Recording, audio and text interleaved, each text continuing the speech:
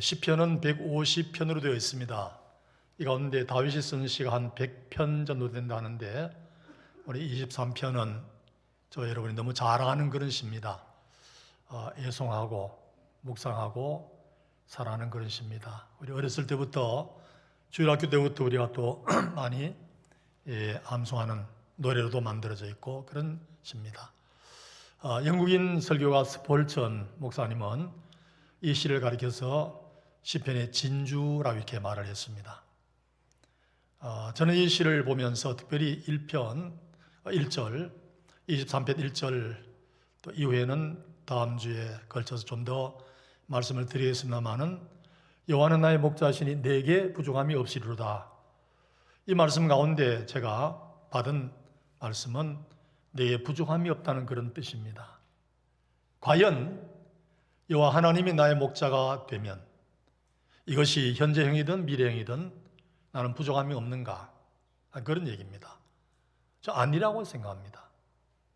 여러분이 저와 동일하게 하나님 여호와를 목자로 모시고 사는데 과연 충신교회 성도들은 다른 교회 성도들과 달라 믿음이 돈독해서 부족함이 없는 삶을 사는가? 살 수도 있죠. 그런데 제가 생각하기에는 거의 아니라고 그렇게 여깁니다. 부족이 있습니다. 아주 배가 고픕니다. 궁핍합니다. 그런데도 불구하고 성경은 내게 부족함이 없으리로다 이렇게 말하고 있어요. 액면 그대로 믿어야 되잖아요. 그런데 사실은 아니거든요. 그래서 이거 너무 호황된 1절 말씀을 두고 얘기할 때 너무 호황된 얘기가 아닌가 라는 생각이 들기도 하는데, 그러나 성경은 1.1핵도 이거는 가감도 못하고 틀릴 수가 없잖아요. 그러면 제가 접할 때 보는 그 방법, 자세, 이게 문제가 있잖아요. 그래서 제가 이것을 좀 더 깊이 쭉 생각하는 가운데 알았어요. 그 말씀이 맞고 옳다는 사실을 깨닫는 건데고 푸는 방법이 있어요.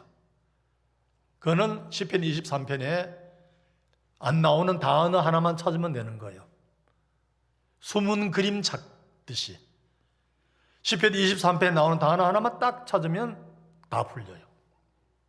다 풀려요.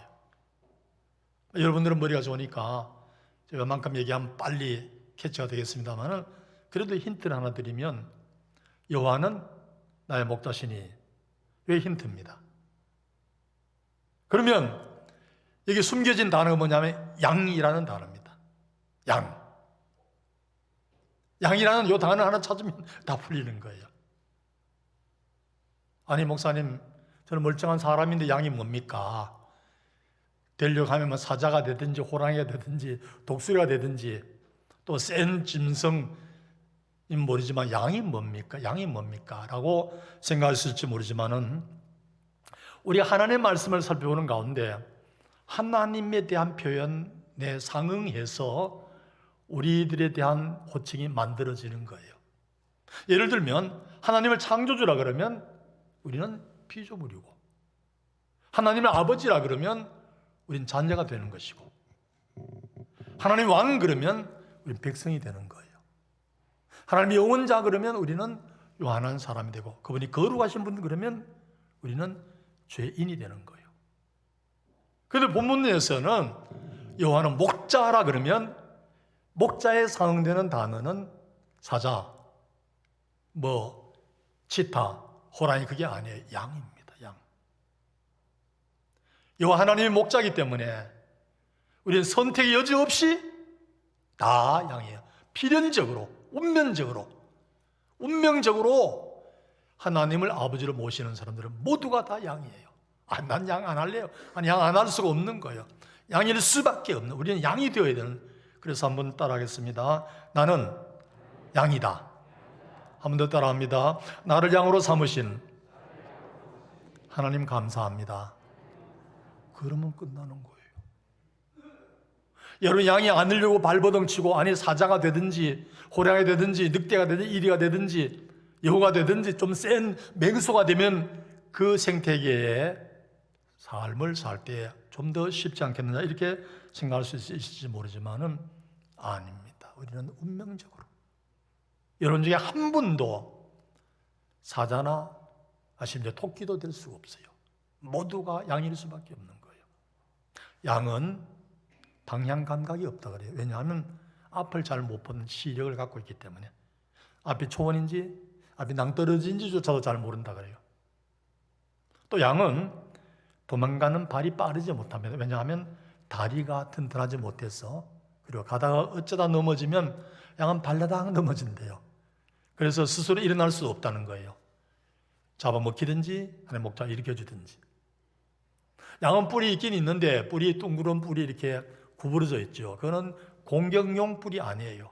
우리가 볼 때 멋있다 할 정도로 장식의 용에 불과한 것이지 양은 뿔 가지고 싸움할 수 없어요. 그러나 특징 한 가지 있는데 좋은 게 청력이 뛰어나는 청력. 듣는 거. 양은 듣는 게 아주 뛰어나다는 거예요. 여러분 동물들이 다 보는 것을 움직이지 아니하고 어떤 것은 더듬이 촉각으로 움직이기도 하고 어떤 것은 냄새 맡는 후각으로 움직이기도 하잖아요. 양은 보는 것보다도 오히려 듣는 것에 의해서 이 듣는 것이 뛰어나기 때문에 잘 움직인다는 거예요. 약육 강식의 세계에서 양같이 유약하고 무력하고 온순한 짐승이 살아남는다. 아니 살아남는 게 아니라 먹거리도 풍족하고 잠자리도 아무 위험이 없고 한다는 것은 이거는 일반적인 얘기가 아니잖아요. 다윗이 쓴 시편 34편 10절에 보면 젊은 사자는 궁핍하여 줄일지라도 여호와를 찾는 자는 모든 좋은 것에 부족함이 없으리로다. 그런 말씀이 나옵니다. 젊은 사자, 시니까 표현을 그랬습니다마는 젊은 사자라도 궁핍하고 굶주릴지라도 늙은 사자는 말할 것도 없고 그 이빨이 아직도 빠지지 아니하고 그 발톱이 아직도 휘지 아니하고 그리고 사자가 한번 달리면 그 심장이 얼마든지 받쳐낼 수 있는 그런 강심장도 갖고 달리기도 잘하는 세찬 젊은 사자, 먹이를 잘 놓치지 않는 그 젊은 사자라도 궁핍하고 굶주린다 그러면 일반적으로 사자의 세계에 굶주리는 사자들이 많다는 얘기예요. 그래서 제가 한번 찾아봤어요. 뭘 찾아봤냐면 사자에 대해서 쭉 한번 찾아보니까 사자가 얼마나 빠르냐면 시속 64km. 사자가 시속 64km로 막 달린대요. 그런데 문제는 500m 이상 못 달린대요. 500m 달리면 체온이 올라가서 결국은 생명 위기에 도달하니까 또 막 500m까지 먹이를 찾아서 막 달리다가 그 다음에는 주저앉고 만대요. 그래서 사자의 성공 확률이 10% 조금 넘는다 그래요. 10마리 만나면 한 마리 잡지 다 못 잡는다는 거예요, 사자가. 치타는 통계를 보니까 치타는 시속 110km를 달리고 100m를 3초에 주파한다 그래요. 그래서 치타의 사냥 성공률은 약 30 내지 40%인데 치타는 덩치가 그리 크지 않잖아요. 그래서 먹이를 잡아 놓으면 6마리 중에 한 마리는 뺏긴대요. 덩치 큰 놈들한테 뺏기고 만다 그래요. 어쨌든 그런 게 이런 사자, 이렇게 빨리 달리고 이렇게 그 먹이잡이가 센 사자라도 젊은 사자라도 궁핍하게 되어지고 굶주리게 되는데 근데 싸움에는 아무 무기도 없는 양은 굶주리는 게 아니라 부족이 없다는 거예요. 부족이 없다는 거예요. 왜냐하면 목자가 계시기 때문에. 목자가 있기 때문에. 그래서 오늘 말씀드리려고 하는 핵심은 양과 목자에 대한 얘기인데 양으로 살아간다는 그 점 어떻게 생존할 수 있을까요? 먼저는 잘 들어야 되는 거예요. 이미 말씀드린 것처럼 잘 듣는 청력을 가지고 나가야 돼요. 이사야 55장 6절에 보면 우리는 다 양 같아서 그릇 행하여 각기 제 길로 갔거늘 그랬어요. 양같이 행한다는 것이 앞을 제대로 못 보니까 그릇 행하는 거예요. 곁길로 빠져나가는 거예요. 잘못 나가는 거예요. 여러분 양이면 목자를 의지하지 않으면 그냥 갈 때에 언제나 그렇게 행할 수밖에 없다는 거예요. 어떤 목사님이 이스라엘 유학하던 중에 온 가운데 한번 목자와 양의 모습을 제대로 한번 연구하고 가야 되겠다 해서 목장에 갔어. 그 양과 목자가 어떻게 지나는가 쭉 살펴보는 가운데 갑자기 그 들판에서 폭우가 쏟아지고 우박이 막 내리게 되었대요. 폭우와 우박을 피하려고 목자들이 양떼를 몰고 얼른 그 굴 속으로 들어가고 또 다른 양떼 들어가고 몇 팀이 들어가는데 같이 굴에 들어가서 이렇게 비를 피하고 있는 가운데 폭우도 멎어지고 우박도 멎어지게 되었다는 거예요. 그때 이 목사님이 생각하기를 저 많은 양들이 떼지어서 들어왔는데 저 어떻게 나갈 때는 어떻게 제대로 나가지 하고 봤더니 먼저 어떤 목자가 벌떡 일어나더니 노래를 한 번씩 노래를 부르더래요. 노래를 한 잔을 쭉 부르면서 나가니까 그 다음에 거기 앉아있던 양들이 쭉 따라서 가더래요. 그리고 또 그 다음에 쭉 빠져나가고 난 뒤에 좀 있다가 또 다른 목자가 벌떡 일어나서 노래를 부르면서 나가니까 다른 양들도 꼬리를 물고 쭉 따라 나가더래요.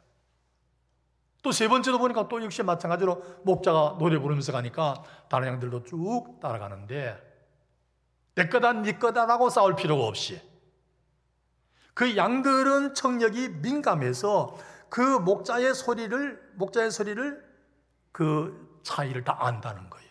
다 안다는 거예요. 놀라운 거죠. 그래서 마태복음 7장 15절에 보면 거짓 선자들을 삼가라. 양의 옷을 입고 너에게 나오나 속에는 누락질하는 일이라. 눈으로 볼 때는 거짓 선지자 같지 않아요. 왜? 양의 옷을 입은 분명히 문제가 없어요. 그런데 들어보니까 이거는 이리의 음성이에요. 들으니까 이리의 음성이에요.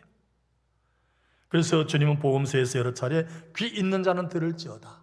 귀 있는 자는 들을지어다. 누가복음 13장 16절에는 귀는 들음으로 복이 있도다 이렇게 말씀했어요. 오늘 여러분들이 양의 신분으로서 목자 되신 하나님의 음성을 듣는다는 이 사실은 얼마나 큰 복을 받았는지 몰라요.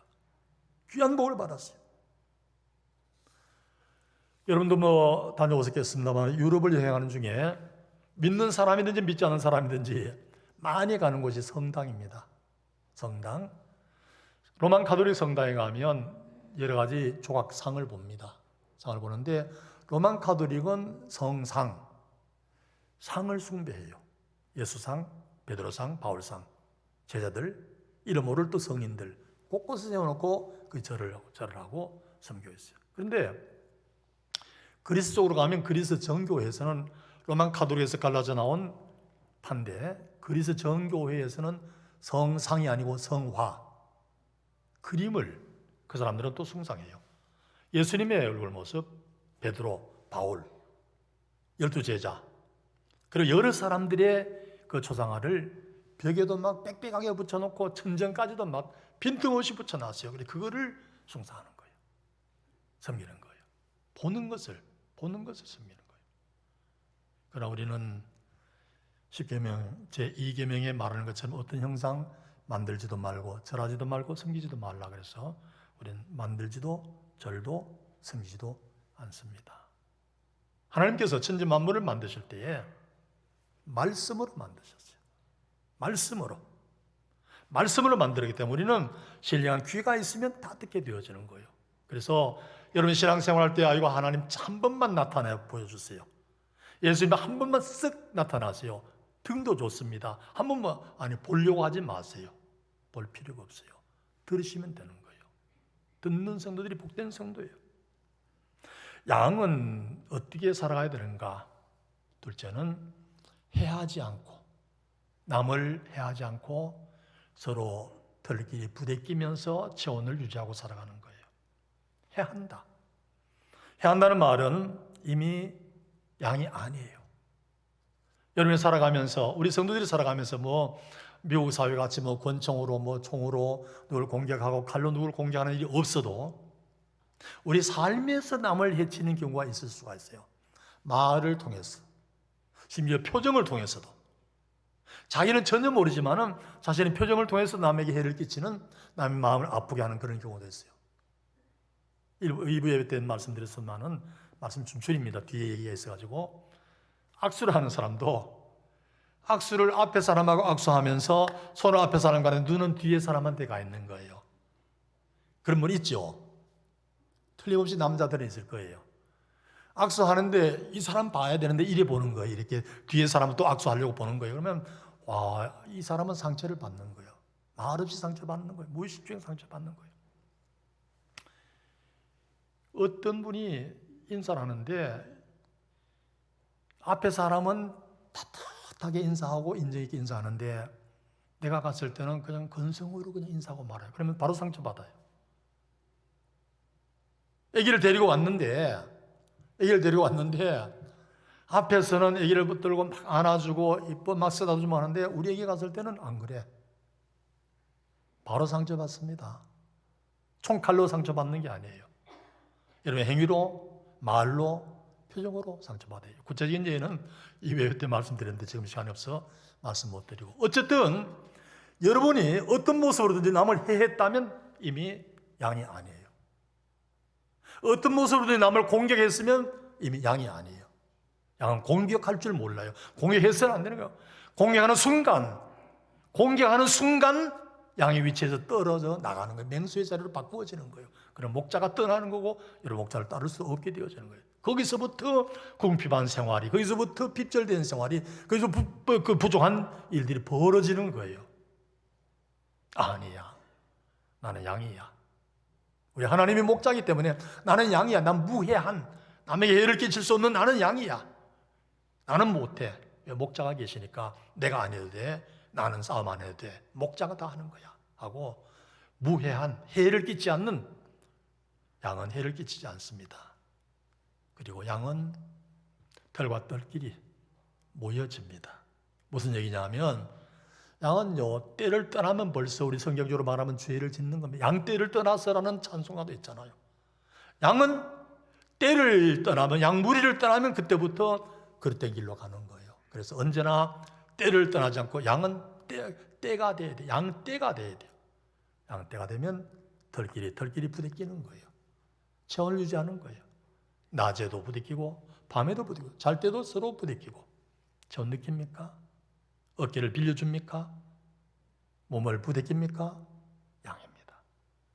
내가 조금 체온이 낮아도 옆에 양의 체온이 높아서 같이 주고받으면 따뜻하게 밤을 지날 수도 있고 주위를 이길 수도 있고, 이 세상이 이렇게 무미건조하고 이 세상이 이렇게 차가운 세상이라도 여러분의 성도와 성도끼리 더 부딪히는 거예요.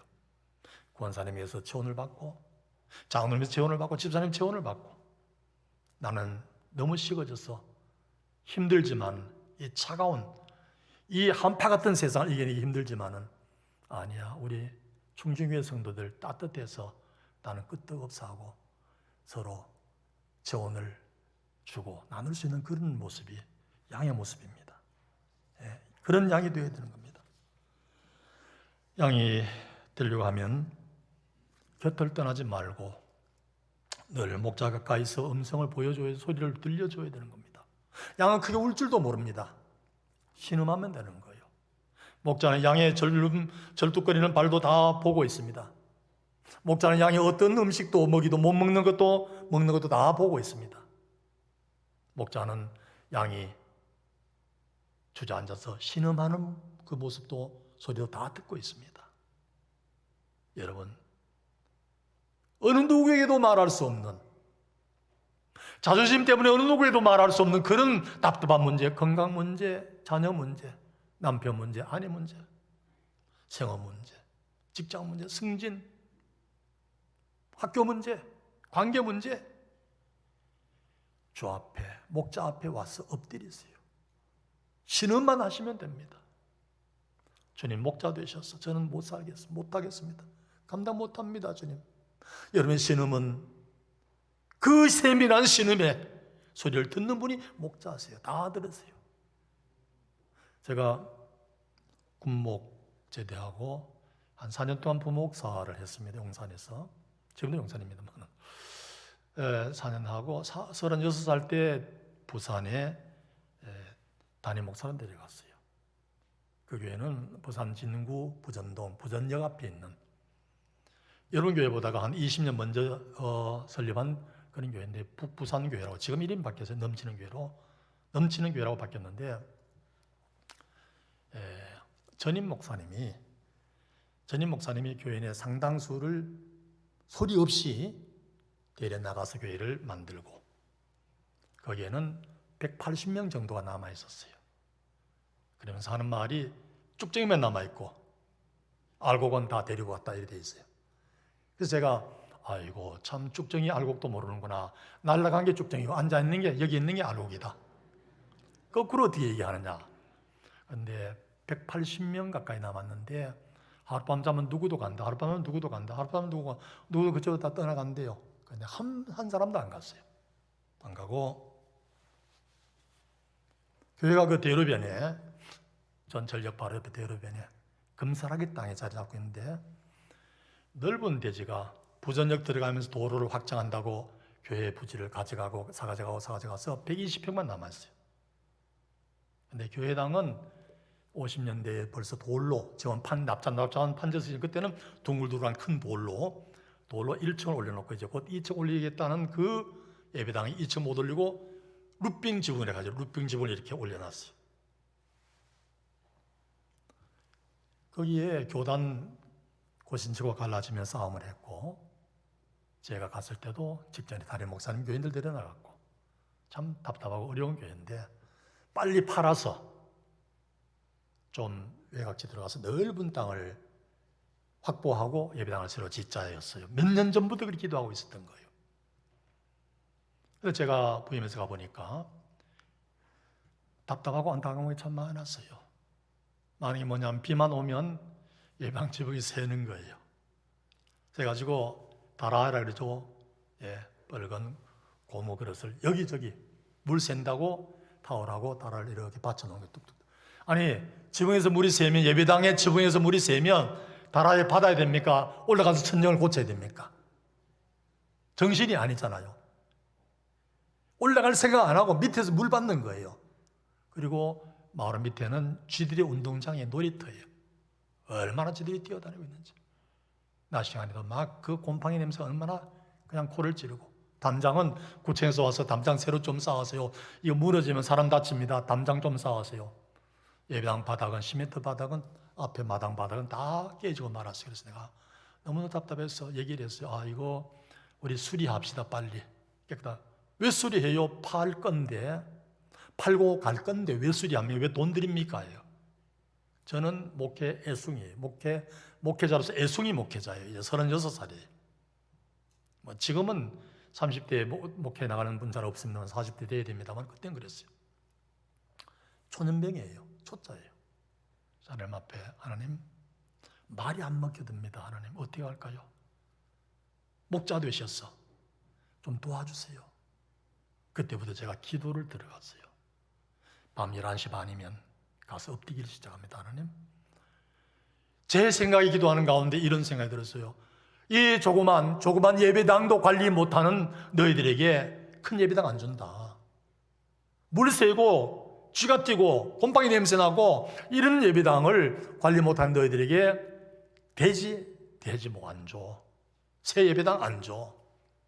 이 마음속에 확신이 와서 제가 엎드려 기도하고 매일 밤 11시 반이면 엎드리는 거예요. 그때에 이미 천국 갔습니다마는 정필도 목사님이 공군군 목대 그 교회를 설교 목사로 계셨어요. 그 목사님 기도하세요. 단에서 기도하세요. 피 흘린 단입니다. 이래요. 피를 흘린 단이 아니 예수님 보혈피가 아니고 피 흘린 단이래요. 여기서 기도하는 거예요. 난 피 흘린 데라 그래서 겁나서 사실은 제가 거기서 기도 못했어요. 단에서 기도 못하고 아래서 기도를 했죠. 얼마나 열심히 했는지 어떤 장모님 부인되는 지금 권사님이지만은 그때 그런 얘기했어요. 목사님 좋은 시절 다 지나갔어요. 밤마다 나와야 되니까 좋은 시절 다 지나갔어요. 이제는 그러면서 기도했어요. 1년을 그렇게 기도했더니 하나님께서 목자가 되셔서 길을 열어주시는 거예요. 어떻게 하기로 했냐면 교회에서는 안 한다 해도 저는 담임 목사니까 우리 가정에서 돈을 내서 수리하는 거예요. 담장, 그 다음에 마당에 깨진 거 다 긁어내고 다시 바르고, 그 다음에 지붕을 페인트칠 산뜻하게 회색 그 검정색으로 루핑 지붕, 길 가도 보기 흉한데 그거를 아주 짙은 청색으로 싹 다 칠하는 거예요. 페인트 칠하는 거예요. 맡겼어요. 물론 뭐 하는 건 교회 중직자가 다 맡아서 하는데, 그래서 어느 날 한번 보고 싶어서 딱 봤더니 세상에 지붕이 이래 돼 있잖아요. 지붕이 이래 돼 있는데 왼쪽 지붕은 페인트 칠했는데 이쪽 지붕은 안 했어요. 왜 안 했냐면 왼쪽 지붕은 대로변에서 보이니까 했고, 오늘 지붕은 대로변에서 안 보이니까 안 했어요. 하나님이 보십니까 안 보십니까? 세상에 이런 얄팍한 수작으로 하는 거예요. 월요일 날 그렇게 보고 화요일 날 페인트를 사람 시켜서 다시 싹 했어요. 화요일 날 안 보이는 쪽, 오른쪽도 페인트를 쫙 했더니 화요일, 수요일, 목요일 되니까 팔렸어요. 수년 동안 안 팔리던 그 예배당이 팔렸어요. 8억 5천에. 여러분 85년, 6년도에 8억 5천이면 큰 돈입니다. 120평 팔아가지고 530평 역으로, 전철역으로 한정거장 동네 쪽으로 나가면서 530평 사가지고 700평 예배당 짓고, 그러니까 땅 사고 예배당 짓기까지가 돈 한 푼도 헌금을 안 했어요. 8억 5천까지 다 했다는 거죠. 하나님께서 양의 음성을 들어주시더라고. 좋던 시절 다 지나갔다 할 정도로, 편히 집에서 잠자던 시절 다 지나갔다 할 정도로 하나님 앞에 엎드려 부르짖고 그 신음소리를 하나님이 들으시고 응답하시니까 그 후에 헌당할 때까지 계산하니까 1530일이었어요. 기도를 했어요. 기독신문에도 그때 났어요. 크게 났는데 하나님이 들으시더라고. 양의 음성을, 양의 울부짖음을 하나님이 들으시는 거예요. 외면하지 아니하시고 들으시는 거예요. 그래서 짓고 목회를 했더니 180명이 한 400명 넘었었어. 2배 이상 부흥됐는데 저의 생각과 아무 상관없이 서울로 올라오라 해서 다시 올라오긴 했습니다만은 하나님께서 그 부르짖는 양의 음성을 들으시더라고. 다 들으시더라고. 이 얘기는 구체적으로 길게 다 할 수 없고, 사랑하는 충신교회 성도 여러분, 여러분이 엎드세요. 엎드려 부르짖으면 반드시 하나님 들으십니다. 예? 반드시 들으십니다. 다른 충신교회, 동부이천동에 충신교회 그 박 목사님이 얘기하더라고요.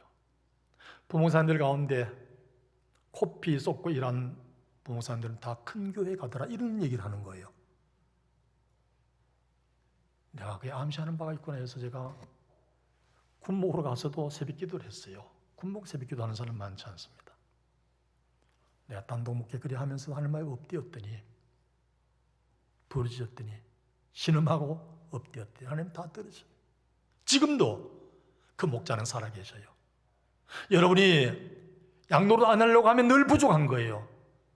다시 말하면 여러분 오만하고 교만해서 나는 양이 아니야, 나 그런 양 싫어 하고 조금이라도 공격하고 자의적으로 자발적으로 뭔가 해내려고 하고, 나는 알 만큼 나도 알아, 나도 할 만큼 해 하는 순간에 목자는 떠나갑니다. 나는 못합니다. 목자 의존적 자세 마음 가지면 부족함이 없는, 왜? 목자가 다 책임져 주시는 거예요. 다 해결하시는 거예요. 그런 삶을 살아가는 여러분 되시기를 축원합니다. 그러하시고 존귀하신 아버지 하나님, 우리 충신의 성도들 이제는 이론적으로 목자가 아니라 실질적으로 목자고 양의 자세로 날마다 겸손하게 양의 자세로 살아가 삶에서 늘 승리하게 해 주시옵소서. 예수님의 이름으로 기도하옵나이다. 아멘.